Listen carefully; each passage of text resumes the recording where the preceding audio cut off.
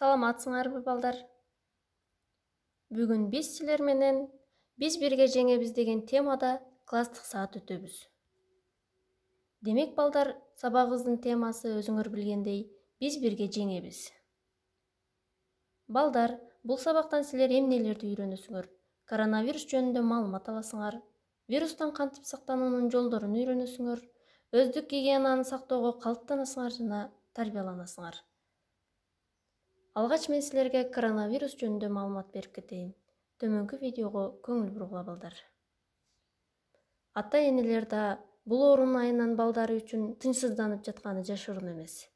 Коронавирус канчалык жугуштуу жана кандай коркунуч жаратышы мүмкүн? Коронавирус жайыла баштагандан бери интернетке жалган маалыматтар да көп тарап жатат. Ошондуктан биз так маалымат алуу үчүн ЮНИСЕФ саламаттыкты сактоо маселелери боюнча экспериментке кайрылдык. Вирус түздөн-түз байланыш аркылуу жугат. Вирус менен ооруган адам дем алуу тамчылары жана булганган жерлер менен түздөн-түз байланышы аркылуу жугат. Балдар жөтөлүп же чүчкүргөндө же дене табы жогорулаган адамдардан 1 метр алыста тургула.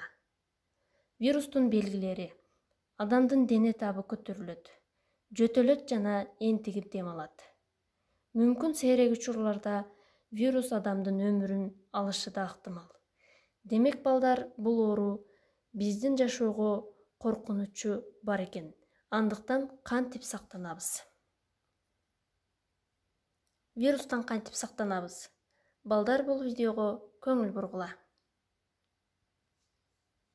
Колуңарды 20 секундтан кем эмес убакытта самын жана антисептикалык каражаттар менен тез-тез жууп тургула.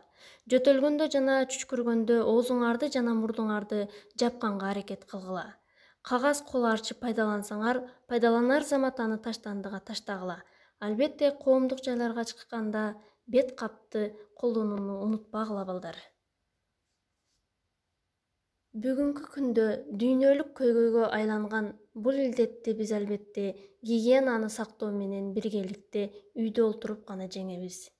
Демек балдар, бул илдеттен биз албетте биргеликте жеңет экенбиз. Эми балдар, үйгө тапшырма. Балдар, коронавирустан сактануунун эрежелерин күн сайын так аткаргыла.